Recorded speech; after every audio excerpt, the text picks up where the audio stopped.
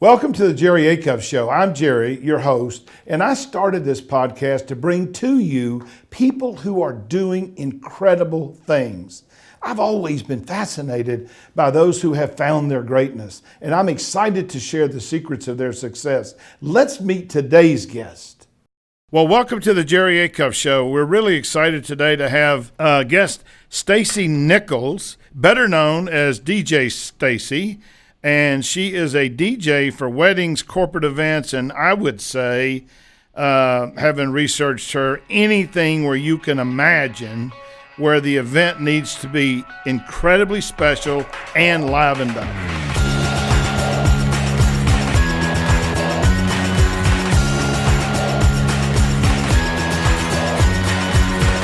She has a strong social media expertise, especially in Pinterest and Instagram.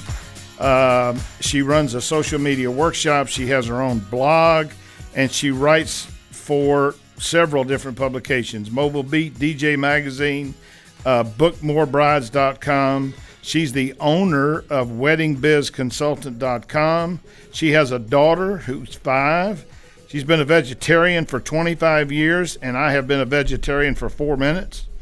And we are excited to have her on the Jerry Acuff Show. Welcome, Staci. Thank you so much. I'm so excited. So tell us a little bit about your business and your journey to entrepreneurship, because I know you weren't always an entrepreneur. No, that's true. I wasn't. Although I do feel like if anybody started early, it was definitely me.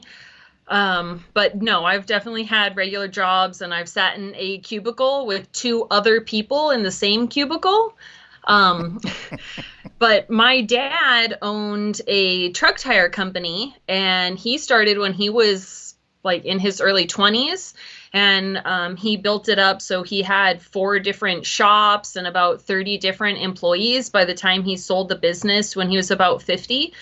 So the conversation around the dinner table was always, related to running his business and employee stuff and bonuses and supplies and all kinds of things like that. So it definitely sank in through osmosis. And I actually had a lawsuit settlement when I was 21 that gave me the opportunity to start my own business right out of college, which I did. I started a business called Do It Yourself Documents, and it was like a paralegal and legal document store that was in Washington. And it is, I ran it for a few years, and then I sold it so I could move back to California. And the business is now a multi-state franchise. Wow.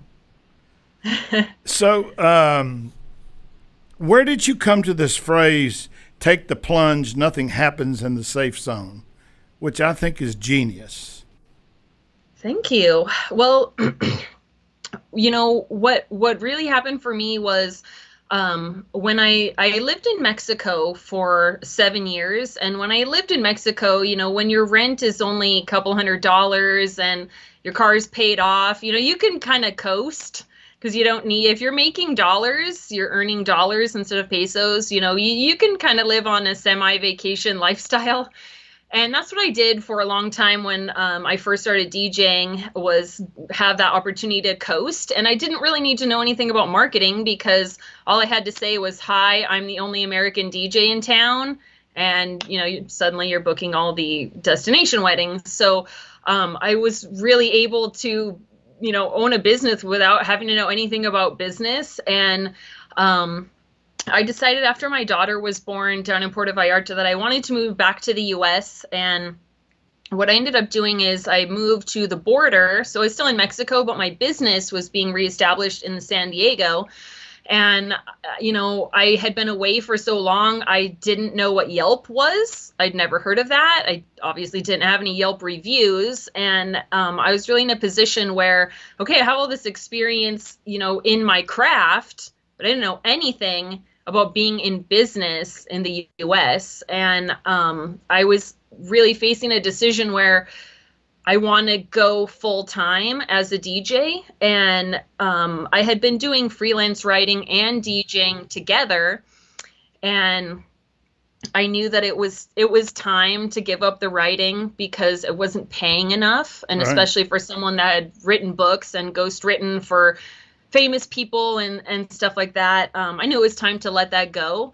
So here I am knowing that as far as internet marketing goes and digital marketing, I'm a zero. I'm in preschool. So even though I have experience in my craft, I don't know anything about marketing, and everybody else is going to be way ahead of me. So it felt like jumping off a cliff when I made the decision to become a full-time DJ, because I was the sole support for my family.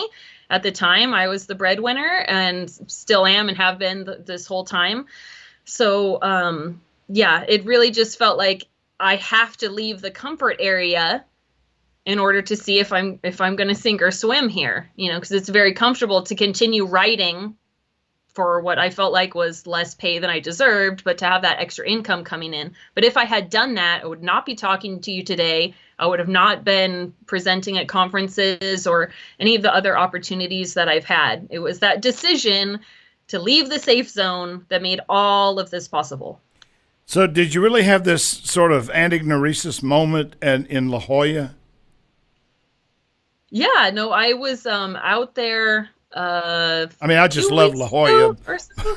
But anyway, so I mean, I can understand why somebody would be at a place like La Jolla and, and be, I don't know, sort of because of the communing with nature and the ocean would cause you to rethink things. So you really did have that in La Jolla. Yeah, I had a venue walkthrough for one of my brides. She's actually getting married there on Thursday, tomorrow. And her ceremony is right at that park that's on the edge of that cliff. And we sat on that bench right there and looked over the cliff talking about her wedding and everything. And while I was sitting there, I was really thinking about cliffs, in a metaphorical Right. sense. And yeah, so that that's why I posted that on my Instagram, because so many doors have been opening for me and things have been happening, and none of that would have happened if I hadn't jumped off the cliff, so to speak. I don't know, Steve Harvey did he does his show, and then after his show, he stops and talks about just things that he finds interesting. And he did one time on you got to jump, which is very similar to what you talked about, take the plunge. And it was one of the most powerful things that I ever heard. I must have listened to it, 10 times. But basically, he said sooner or later, you've got to get out of your comfort zone. You got to jump, and you got to try and do something different. How have you found social media help spread the word about how you can liven up any kind of event as a DJ? Yeah, well, I think a lot of the impact with social media, for me, has been through the fact that so much of my market is to millennials. And of course, millennials are big features on Instagram and especially Pinterest. So it's been a natural fit in that regard, because if you're marketing to younger people, it really is a no-brainer that, what I tell people all the time about Instagram is really the new about page. On our websites, we would make like a separate page where you would talk about, your hobbies or what you do when you're not at work, your family, picture of the dog, that kind of thing. And, I think it's fine to still have that up there. But realistically, anybody that's considering hiring you for a service, or even if they're just curious about whether they should come down and check out your retail store, the likelihood that they're scoping you out on social media in sort of the about page way that we used to do is pretty likely. So I feel like, yes, I do get leads through my Instagram and definitely through Pinterest and Facebook. But I think the bare minimum level of that is, people are going on your social media before they even bother contacting you, just to see if they like your vibe or not, and whether they feel like they're going to connect with you. So what I wanted to ask you about this Music Monday thing. Uh-huh. How'd you come up with that idea? I mean, I listened to Tina Turner, "What's Love Got to Do with It," which I happen to love. And I mean, I just was doing some research for you, and I actually liked it so much that I made it a favorite on my Google page. Oh, that's so sweet. Thank I mean, first you. place, I love music, and I got a degree in English, and I love words, and my business is about words. But I love music, and I just thought it was a brilliant idea. And as you were talking about, how are people going to get a sense of what kind of vibe they're going to get if they hire you? It seems like to me that's a great place to sort of explore that. Am I right or? Yeah. Yeah, absolutely. Well, for me, there was a lot of different motivations to start doing that feature. So Music Monday is a feature that I do on my blog where I just post a simple remix of a song that I've made. So I think probably the first way that I came upon this idea was one of the things that I learned at the social media marketing conference that, is a common theme in a lot of the different seminars that I've attended there is repurposing content. It's really, really challenging to think of new things to post every single day. Right. So if you take the tools that you already have, the content that you already have, the materials that, you may have overlooked, you'll find typically that you have a lot of things you can be sharing on your blog or your social media. So here I am as a DJ, making remixes of songs for clients, so when I go to the event, I can play my version of that song. Right. And I thought, well, here's an example of content that I've already created. Why not put that up on the blog? And this is really easy content for me because I already have it, and all I have to do is just upload it to WordPress, and there it is. And then, in addition to that, yes, it is a great way to show clients that I'm not just playing radio edits of songs. They're getting a more customized experience with the music. And it's also been a great way to just connect with other people because when I post those songs, like to Twitter, for example, I try to tag the artists that are involved, and I've had some, famous musicians retweet me and like me and follow me back, which has been very cool. And in and of itself, that's been a fun thing. But yeah, so there was a lot of different motivation. So where did you learn how to sell? Wow. For me, I feel like the word selling and the concept of selling is one of the things I would consider to be my weakest aspect in the general marketing tool bag. There's a lot of other DJs in the mobile DJ community that I feel like if someone asked me a sales question, I would, you should talk to Mitch Taylor or you should talk to Jeffrey Gitomer. There's other people that I feel like are stronger at selling than I am. And for me, I feel like the way that I have found where I fit in is I sell with my branding and I sell with my copy on my website, which is part of branding, and through my content, the things that I post to my blog and my social media. And I feel like when I give people the opportunity to really connect with me before they actually contact me in that way, it makes the selling part so much more minimal. So Right. I don't feel like when I go to a meeting with a client that it has the same vibe as a cold call. Right. It has much more of a vibe of, just a meeting with two friends because we've already had some opportunity to converse and they know me a little bit, so they're a bit more comfortable. And I feel like the way that the selling happens is on a very different nature, different level, based on the branding and all of that most likely happened before we even got to that point. Yeah, you could also recommend me if you want to, because I'm rated higher than Gittimer is as a sales expert. I mean, not that I don't love Jeffrey, because I do love Jeffrey, but Yeah. Well, he's quite a character if you've ever heard him present live. no, I've heard him present live, and I've been interviewed by him, and Okay, awesome. and I know him. But the difference between me and most people that teach selling, I don't teach people how to sell. I teach people how to get the customer to buy in. There you go. And yeah, that's exactly. those are two completely different approaches. And so anyway, if you want access to my definitely my I will virtual definitely my do that. virtual training program, just tell Donnie you want it, and we'll give it to you, and you can go through my virtual training and learn how I teach it. My belief is that people, don't want to be pushy and aggressive. Though 90% of them that are in sales feel like they have to be because it's what they've been taught. I've learned that you can make a huge amount of money, be wildly successful if you learn how to get people to buy in. And the way you do that is through a thing I call KMR, which is knowledge, messaging, and relationships. So you're obviously really good at the relationship stuff. You're obviously good at the knowledge stuff. And my guess is you're really good at messaging and don't realize it. But I also know that tiny tweaks create big impacts. So maybe if that's something that you want, I'd be happy to share with you, what little bit I know about selling. What role, if any, do business relationships play in your success, and how did you learn how to build them?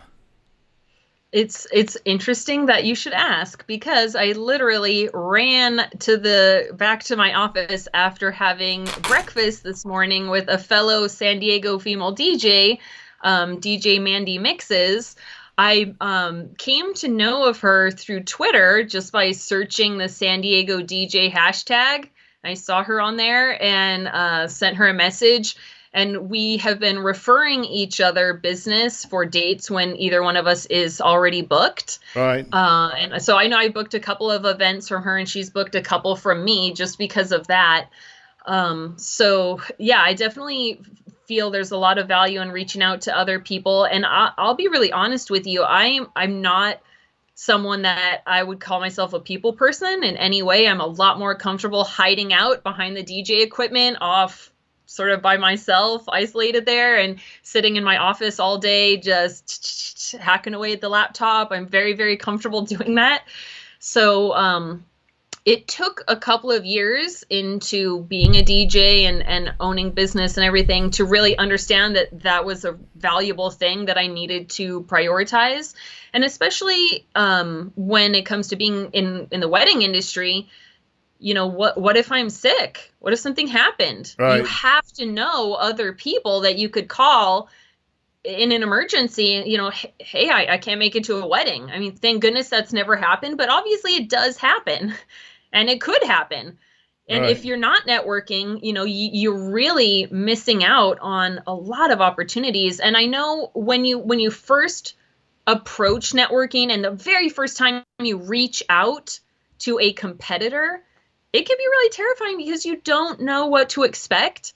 But I think once you kind of step off that cliff and go out of the comfort zone, you'll see that the person on the other end of that website or that's using that same local hashtag that you're using is a person just like you, and they have, the same ups and downs, and you can have an ally rather than having sort of this anonymous internet person. Right. You can actually build a structure of allies and friends and go-to people when you have tech questions and things like that. Yeah, I've written 3 books about that. How do you build relationships with people, especially people you don't naturally connect with? And the biggest thing to do is to not care.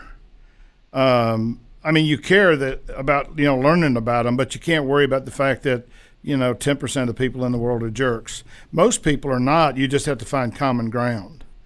And in many cases, your common ground is built in because you're calling somebody who's doing the same thing you do and say, hey, this may be a lousy idea, but I'd love to get together with you and see if there's some way that we could collaborate, and maybe in 1 or 2 situations where you might need me or I might need you. Is that something you'd be interested in? The worst thing they can say is no. So, one of the other things that we teach in our selling courses is words matter. And so it's sort of how you phrase the questions. And in my book, The Relationship Edge, we talk a lot about what are the questions you ask people to get people to start unveiling themselves to you.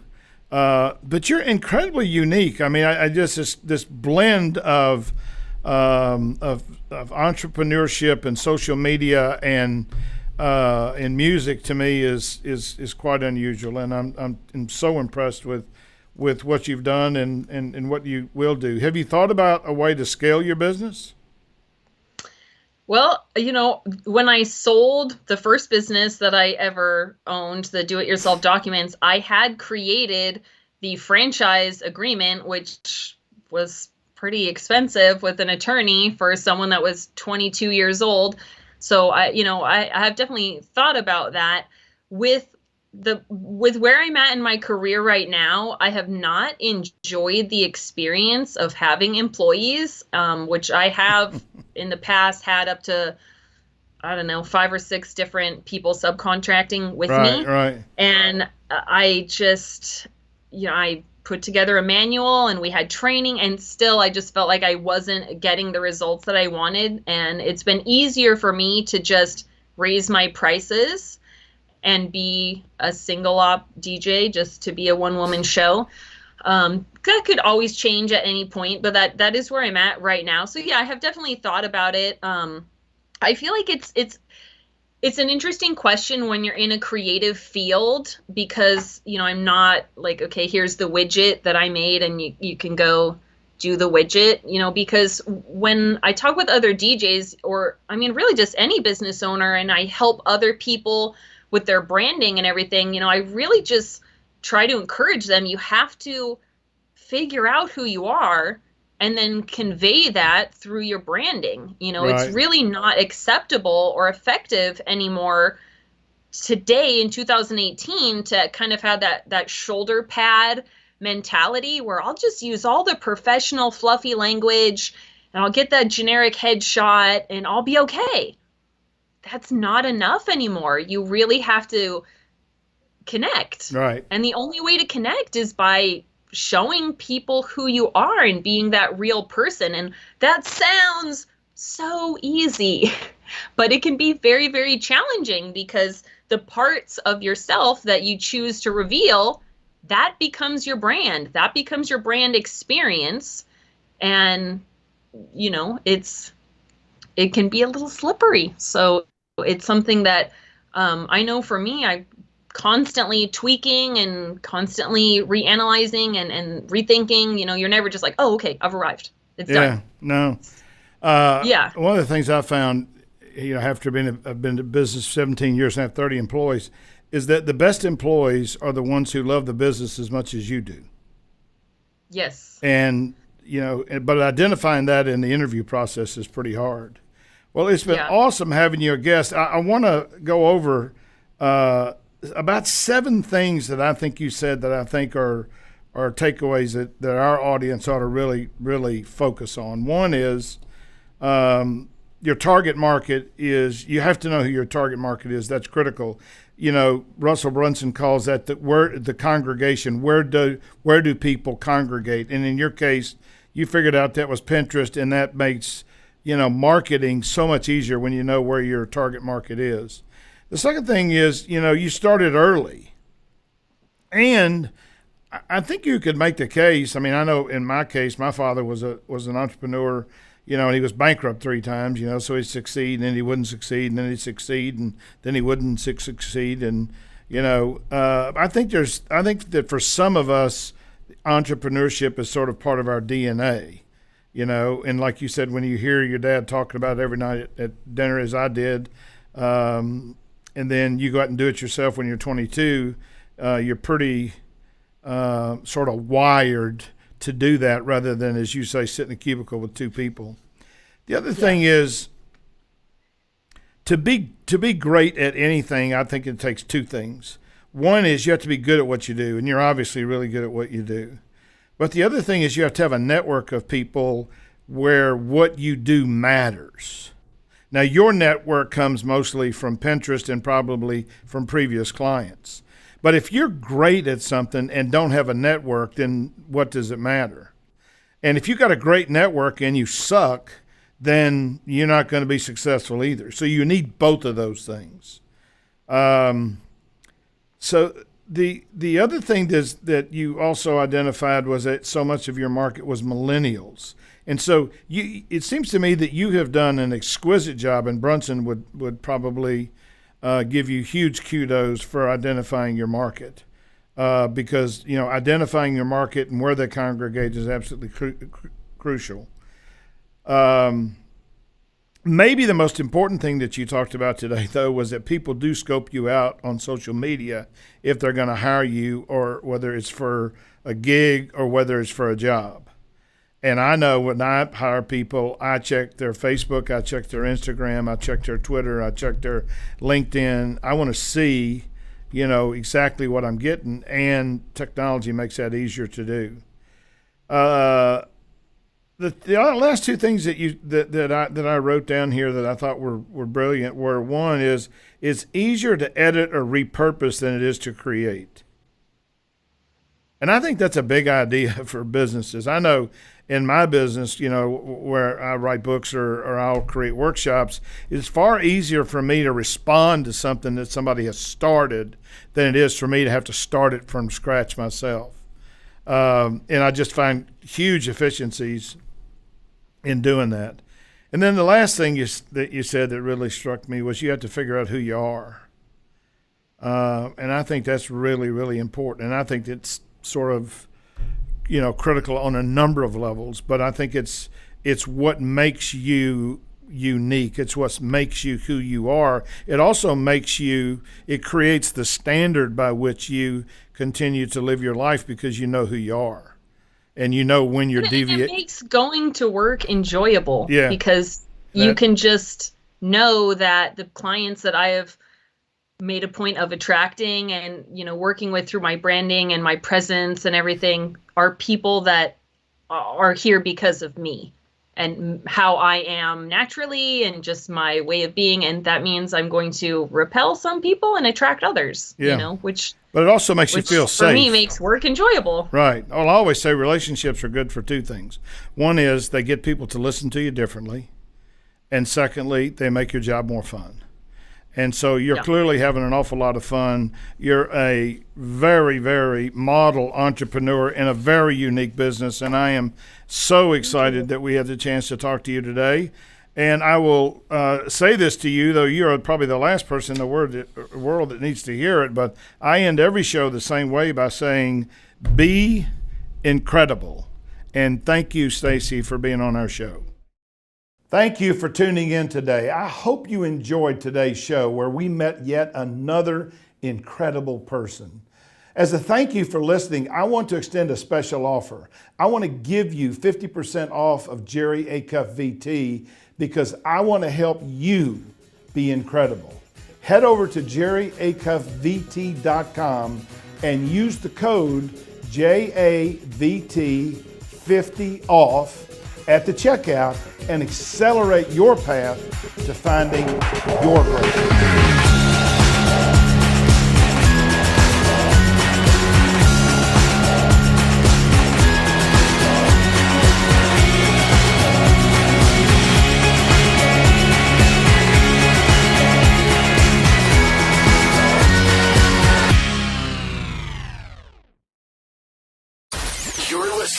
RNCN, the digital destination for premium talk radio.